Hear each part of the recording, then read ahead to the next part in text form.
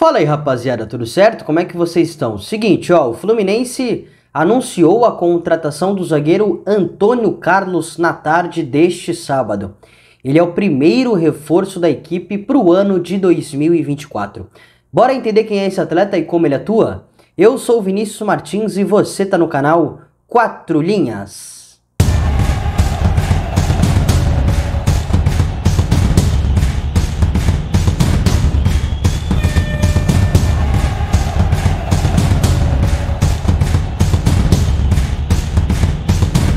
O Flu já tinha feito uma proposta ao atleta em julho desse ano, mas àquela altura o Antônio Carlos não conseguiu a liberação da equipe que atuava. Em novembro as conversas retomaram e agora o Fluminense acertou e já anunciou a contratação do zagueiro. Ele assinou um contrato até 2026. O Antônio Carlos tem 30 anos, ele passou cerca de 6 anos nas categorias de base do Fluminense, lá em Xerém, mas ele foi mandado embora. Ele passou também pelo Audax do Rio, ainda nas categorias de base, e também no Corinthians. Para a gente perceber como é o futebol e como é o destino, o Antônio Carlos foi campeão da Copinha em 2012, vencendo o Fluminense de virada. Ele jogou pelo Corinthians com 2 gols dele, né? E foi ali que ele realmente se destacou e subiu pro profissional do Corinthians. Ele estava naquele elenco, inclusive, que foi campeão da Copa Libertadores de 2012. No profissional ele passou por equipes mais modestas, Oeste, Tombense, passou também por Avaí, por Ponte Preta, mas foi aparecer realmente no cenário nacional já de 2017 e 2018, quando se transferiu pro Palmeiras. Em 2017 ele era um reserva na maior parte dos jogos, atuou muito pouco, principalmente naquela altura tinha o Edu Dracena, tinha o Mina que jogava também, o Luan a mesma coisa, zagueiro revelado pelo Vasco, que tá no elenco do Palmeiras inclusive até hoje, mas em 2018 eu considero a sua melhor temporada da carreira. Ele não era um titular indiscutível da equipe, nos principais jogos, principalmente de Libertadores, no comando do Felipão. O Palmeiras começou a temporada com o Roger Machado e trocou para o Felipão. Mas nos principais jogos da Libertadores, ele não jogava, cara, ele não atuava. A principal dupla de zaga do Palmeiras era Luan e Gustavo Gomes. Em alguns momentos o Edu Dracena ganhava uma oportunidadezinha aqui, oportunidadezinha ali, mas realmente era Luan e Gustavo Gomes aí a zaga titular dos principais jogos do Palmeiras. Mas como o Felipão, e aí principalmente no Campeonato Brasileiro, em alguns momentos jogava com o time considerado reserva, né, o time alternativo, o Antônio Carlos ganhou várias oportunidades e em muitos momentos realmente foi titular, tá? Então ele foi, dá para considerar que ele foi o titular na campanha do título brasileiro de 2018 do Palmeiras, o único título inclusive que o Antônio Carlos tem na carreira, atuando, claro, né? E aí ele teve bons momentos, maus momentos, bons desempenhos individuais, maus desempenhos individuais. Alguns torcedores gostam, outros não gostam. Então o Antônio Carlos, principalmente no Palmeiras, foi um cara que realmente dividiu muitas opiniões. Depois ele se transferiu lá para os Estados Unidos para jogar na MLS, na Major League Soccer, e estava até então no Orlando City. No Orlando City ele sempre foi um titular indiscutível da equipe, tá? Nessa última temporada ele atuou boa parte das partidas, e quase que 90 minutos. Ele só não atuou quando teve uma lesão na perna e ficou de fora de algumas partidas, tá? Ele foi importante na campanha do Orlando City, que ficou em segundo colocado na Conferência Leste da Major League Soccer, né? Que é um campeonato diferente aqui do Brasileirão, né?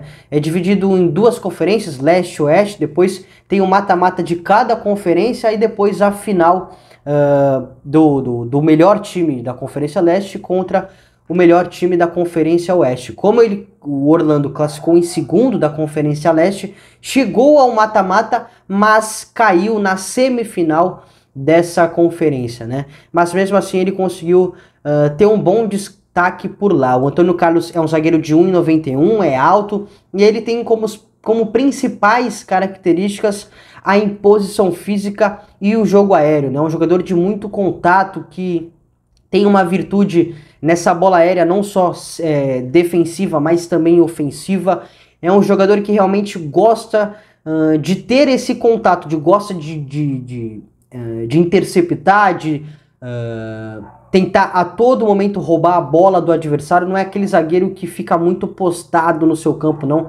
Ele busca caçar, busca incomodar, busca dar o bote, então tem como principais características isso. Agora, pontos negativos do jogo do Antônio Carlos, eu particularmente não gosto muito do jogo dele com os pés, tá? Da construção, acho que ele, apesar, eu já vou falar um pouquinho mais das estatísticas, apesar de ele ter um bom número no acerto dos passes, não acho que ele agrega tanto. Acho que a maioria dos passes dele são pro lado, passes que não geram tanto jogo pra frente, tá? Particularidade e opinião minha. E acho que ele não é um zagueiro tão veloz, cara. Acho que ele é um zagueiro relativamente lento. Acho que ele demora para recuperar os espaços nas costas dele. E aí a gente atrela isso ao modelo de jogo do Diniz, né? A gente sabe que o Fluminense do Diniz marca bloco muito alto, que deixa o espaço no seu campo realmente, porque vai pressionar, porque vai incomodar, e deixa esse espaço nas costas do zagueiro. Então me incomoda, me causa certa dúvida a ver como ele vai conseguir suprir, não vou dizer deficiência, né? Mas essa característica que ele não tem, ele não é um zagueiro veloz, né? E se eu disse para vocês que eu ia falar um pouquinho mais das estatísticas, eu separei aqui alguns números do atleta nos últimos anos pelo Orlando City, lá nos Estados Unidos, tá? Ele teve cerca de 86% de acerto no passe, o que eu já falei, 68% de duelos aéreos ganhos, o que a gente também bateu na tecla, que ele é um zagueiro que gosta de contato, que gosta de vencer duelo, principalmente pelo alto, não só na parte ofensiva, mas também defensiva. 183 interceptações e 91 faltas, isso tudo em 99 jogos, 89 como titular. Então é um zagueiro também que gosta de fazer falta, né?